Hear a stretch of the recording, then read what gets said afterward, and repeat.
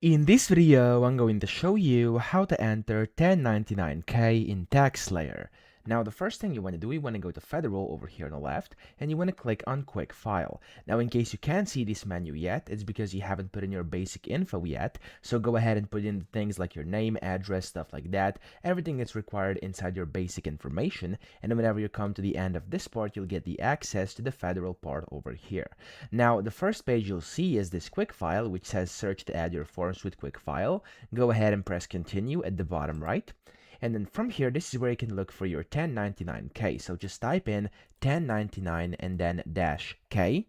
There we go. And you want to click on this plus button. It's going to get added. Then you want to click on continue again and press continue again.